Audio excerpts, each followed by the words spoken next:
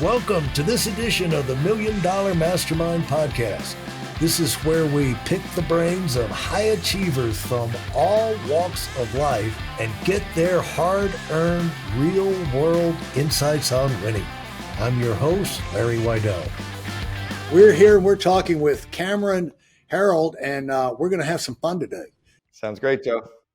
Thank you. Looking forward to it. Thanks so much, Cameron. And reading from your background, it's mind-blowing, the journey you've had as an entrepreneur and then how you compounded that out, took advantage of those successes to go on to bigger and better things. And to the point where at 35, you built $200 million companies, and age 21, you had 14 employees, but by 35, you're up to two $100 million companies. And at 42, you had a 1-800-GOT-JUNK spectacular growth up to 2 million, from 2 million to 106 million, and 3,100 employees. And you don't look any worse for wear, Cameron. I feel it at times. I feel worse for wear at times. And now you're founder and of the COO Alliance and Second in Command podcast, and known around the world as the CEO Whisperer. So we're going to have some fun getting into that today. And right now, though, tell everybody where you are, Cameron. I'm up in a small area called Henningsvær, which is in northern Norway. I'm at about 70 degrees latitude. So we're above the Arctic Circle, very far north. And actually, the sun will not rise here for another full week. It's been about 2 months, 3 months since the sun has even risen. So it's literally like a period for about 3 hours a day where there's light, light enough like dusk would be after the sun sets and you still can see for a couple of hours or for about an hour. That's kind of what it's like here for about 3 hours a day, but it's a pretty magnificent country, surrounded by mountains and ocean and the northern lights. Not everybody's listening to us on audio. Some are on YouTube. How about showing that picture you just showed me? For sure. iPhone photo. Look at that. That was my wife and I just a bunch of days ago. Yeah, it was crazy, unbelievable, spectacular. About 30 minutes of the brightest, vivid Wizard of Oz green that you've ever seen throughout the sky. And it was shifting and moving. And then the light was dancing. It was extraordinary. It was like God was putting on a light show. It was unbelievably magical. And I think that's exactly what was happening. But what would you say? How did you end up there? My wife and I sold everything. About 2.5 years ago, my wife and I sold everything and we decided to chase down all of our bucket list experiences. So sold our home in Arizona, got rid of the home in Canada, sold all of our cars, furniture, all of our assets are gone. We travel with a backpack and a suitcase each, and we've been to 45 countries in the last 2.5 years.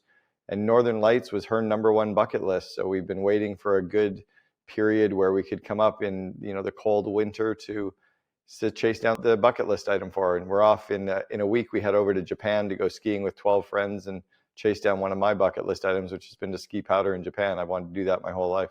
Wow. As we were talking earlier, you chose well because they said at the lodge where you're staying, this is the best light show they've seen in 11 years. Yeah, I think they said it was the third best light show they've seen in 11 years. It was the best one they've seen this season. And yeah, we got very, very lucky. It was extraordinary.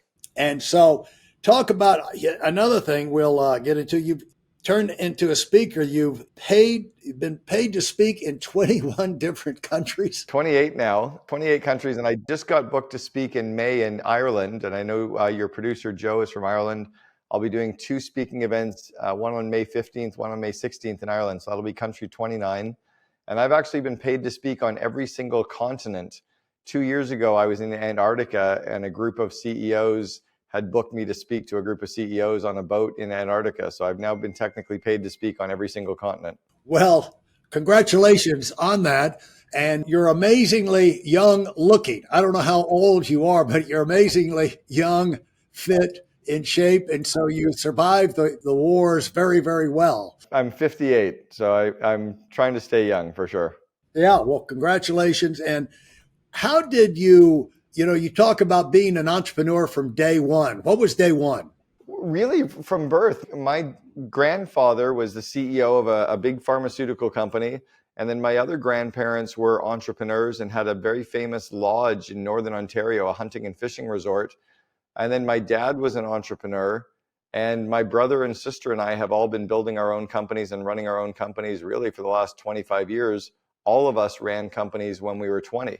So the whole time in growing up, I was always taught that a job was a bad idea, that a job was trading time for money. I remember one time vividly, my dad took me to the golf course one day when I was 15. We were sitting out on the balcony at lunch before we were going out to play golf. And he was showing me all the people coming into the golf club. And he said, that guy owns a car dealership. He owns an accounting firm. She owns a clothing store. He owns a barber shop. And he was showing me all these people. And then we went out and played 18 holes and we came back in and we were sitting on the balcony and I'm eating my fries and gravy and drinking my cherry Coke. And he's pointing to all the people coming into the golf course at 4:30 to play golf. And he said, he's a teacher. He works for a car dealership. He works for an auto body shop. He works for the mines. And he said, did you notice the difference between who's coming in to play golf now and who's coming in to play golf in the middle of the day? And I said, yeah, in the middle of the day, it's all entrepreneurs. My dad said, the number one reason you want to be an entrepreneur is so you can do what you want, when you want, wherever you want, without having to report to someone else. Being an entrepreneur is not about money, it's about time. And that lesson at 15 really stuck with me because while I was building my first company, even my first business in my early 20s, I was 20 years old, I had 12 employees, I was actually being kind of groomed by my dad to play a lot of golf and go windsurfing and spending time out in the lake while my employees were running my house painting business. And he was teaching me to delegate and empower people and not be such a workaholic at a very young age. And those lessons were very formative for me. What possible company ideas did you start with early on, and then you settled in on the painting? So I did a talk that was on the main TED homepage, the TED, for TED Talks. 11 years ago, I did a talk about raising kids to be entrepreneurs. And I think I had about 15 different entrepreneurial ventures by the time I was 15 years old. So the first one that I remember doing, I was 7 years old, and I went to a dry cleaning shop with my mom in Winnipeg, Canada. And I remembered seeing up on the wall that it said 2 cents per dry or per coat hanger recycling. And I asked the man what that was, and he said, we pay you 2 cents for every coat hanger. I'm like, that's ridiculous. That's like, I can buy 3 gum for 2 cents. If I bring you 1 coat hanger, I can get 3 gum. And he said, yeah. I'm like, okay, I got this. So anyway, I left. And about a week later, my mom came into my bedroom and I had the telephone cord, stretched 30 feet into my room. And I was lying on the floor with the yellow pages open. And I was phoning all the dry cleaners in Winnipeg. And I remember as clear as day, like I can picture myself doing it. I can still remember doing it, that I was writing how many cents each dry cleaner would pay me per coat hanger. And I had one guy that I was telling him I wanted 4 cents a coat hanger. He only wanted to pay 3 cents a coat hanger. I said, how about 3.5? And he said, how old are you? And I said, I'm 7. I'm 7. How about 3.5? And he said, okay, 3.5 cents. So I said, okay, I'll be coming in. So my mom was standing there and she looked at me and she said, where are you going to get the coat hangers? And I kind of broke down in tears and I opened up my closet and it was filled with coat hangers. And for the last 7 days, I'd been going door to door in the neighborhood, asking all of the neighbors if I could have their old coat hangers. And when they asked me why, I said, I'm running a business. I recycle coat hangers. That business only lasted a couple of weeks because I ran out of neighborhoods that were safe for me to call, I guess. But that was my first one. And then I did comic book arbitrage, and then I made pin cushions, and I sold license plate protectors door to door. And while all my friends were caddying on the golf course, I found a big hill on the golf course and I sat at the bottom of the hill in a lawn chair and I ran 2 bags at once up the golf course hill and I charged $1 for each. They were getting $20 to go caddying for 5 hours. I was making $20 every hour. And then I hired a kid to do my newspaper route for me. It turned out to be my brother that I hired, and I got in trouble for that. But then I told my dad that's an employee. So he kind of was like, that story didn't go over very well, but he laughed. Anyway, lots of them by the time I was 15. And here's something that's really different. Like you and I are similar age in this. When we were growing up, being an entrepreneur was not cool. We were the vilified, greedy little profit, capitalist kids who were ostracized by not only the school and our neighbors and our friends, but even family members thought it was weird that I was doing this. Nowadays, everybody wants their kids to be an entrepreneur, but that's only been cool since the rise of the first .com era in the late 90s, early 2000s. Being an entrepreneur wasn't cool when I was a kid. How did you evolve up to and learn how to keep up with 10, 12, 14 employees at an early age? What were things you had to learn there, and tough lessons maybe? What, like, I've got to get organized on this. What did you couldn't have done everything right. No, I didn't do everything right. I got very lucky though. So 1985, I was 20 years old. I was walking through the university building, the kind of central, I don't know what's called the University Commons building. And there was a flyer on the floor, and I picked it up to throw it in the garbage. I was in a fraternity, and I was like, I don't know, I was responsible. And I went to throw this flyer out. And on the front of the flyer, it said, earn $10,000 and run your own business. I'm like, that's a lot of money in 1985, 10 grand. Tuition was only $2,000. So I mean, I could make 5 times my tuition in 1 year. What's this business all about? And it was a student franchise company called College Pro Painters. And so I went to a meeting and learned about the idea, and ended up about a month later getting awarded a franchise. And I was then trained how to run this house painting business. And I went out and registered my business and got my bank account and got my business cards and hired people and did marketing and sales. But I also got all of the training of how to run a business. Who was doing this training? It was called College Pro Painters, and College Pro went on to become the largest house painting company on the planet. Every year they would have 800 franchisees, and then they would hire 8,000 painters. And between May 1st and August 31st, we did $64 million worth of house painting. So I did very well as a franchisee. I was a franchisee for 3 summers. Then I went and worked for the head office for 4 years. And this was from 1989 to 1993. I was then recruiting, hiring, training, and coaching franchisees. So I coached 120 entrepreneurs by 1993, even before business coaching really didn't start until 1993, when Coach U and the International Federation of Coaches started. I'd already coached 120 entrepreneurs by that point. One of them was Kimball Musk, Elon's brother. Is that right? Yeah, I was Kimball Musk's last boss. I was also his cousin, Peter Reeve, who went on to build Solar City. I hired both of them and trained both of them to be entrepreneurs in 1993. Wow. And so you found a franchise, you basically got with a good group. I mean, this is a company on the way up.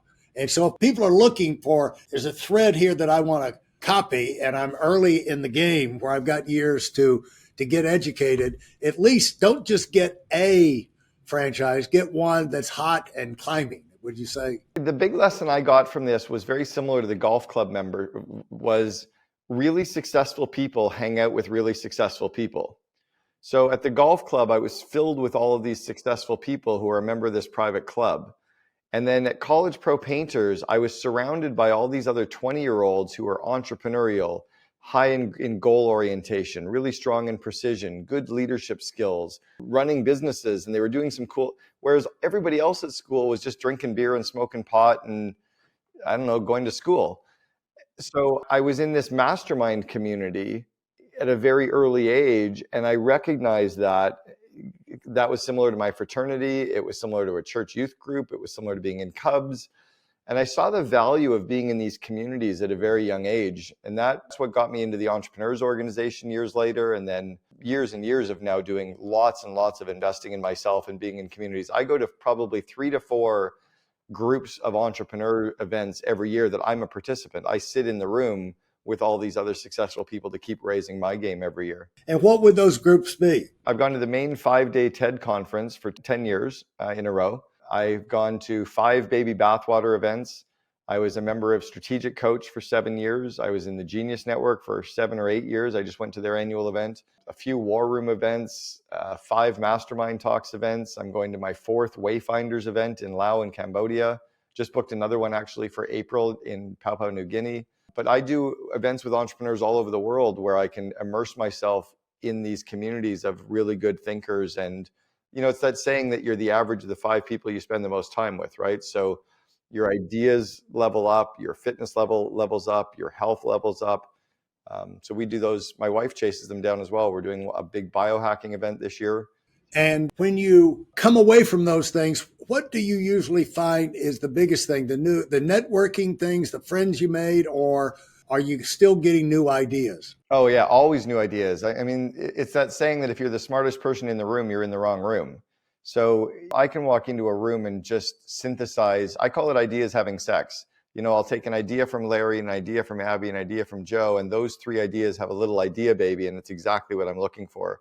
So I might learn from you about, rigor and growth and determination and fitness, and I might pull something else from somebody else and those spawn, or I might watch someone in the way they're operating from a stage, or I might be listening to a great speaker who inspires me, or I might get exposed to, a concept I haven't thought about before. And it tends to be because I'm in the room with these very successful people who are investing in themselves. They're also investing in their health. They're investing in themselves. They're investing in ideas. So yeah, I spend time with cool people. My network expands. When we travel globally, I get to hang out with, super fun people because I get to know them from around the world. And because they're all doing cool stuff, we're not just sitting about talking about, how the Bears played last weekend. We're talking about something that matters. Yeah. And let's go back to particularly help building two $100 million companies. Sure. By the age of 35, I guess.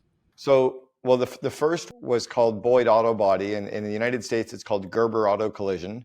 So I was a partner in the franchising group for Gerber and for Boyd Auto Body. We built that company from when I joined 7 locations. We took them to about 65 locations in 4 years, took the company public. And right as we took the company public, I exited. And then I was hired as the president of a private currency company.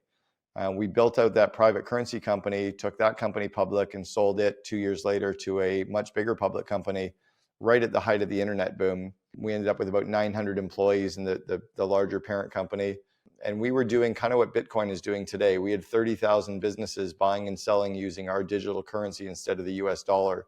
So we had Starwood Hotels and Avis Rent-A-Car and Budget and Bose Stereo, all using our digital currency.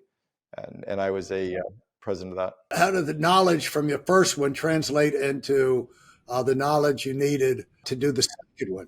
College Pro taught me everything I needed to know. It was a real world MBA. When I was able to recruit and hire and coach entrepreneurs, and coached 120 entrepreneurs, I really understood business. At least I understood small business, right? I understood, entrepreneurial side. When we then did that again in the auto body sector, I was now teaching franchising to adults. We were doing conversions, we were doing acquisitions, we were doing greenfield locations. And I was now taking the practices and deploying them with adults. And I realized, wow, at 35 years old, I've got these 60-year-olds listening to me about how to run companies. Maybe I know what I'm doing after all. So I gained a confidence boost. And then from there, I'd now done it twice. That's why this company hired me to be the president of the private currency. And we scaled that and grew that really quickly. Because the people things and the expansion, all that was totally separate from the technical side of actually what you're doing. Is that right?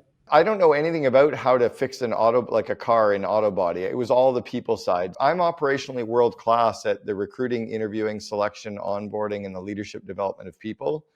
You consider that every year at College Pro, we had to go out in 4 months, hire 800 franchisees. And in 1 month, we had to train them how to hire 8,000 people.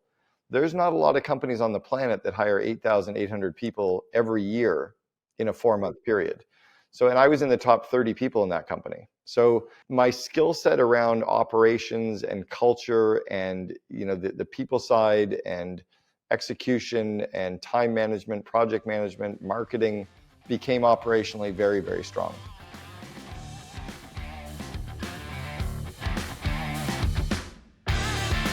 Thanks for listening to the Million Dollar Mastermind.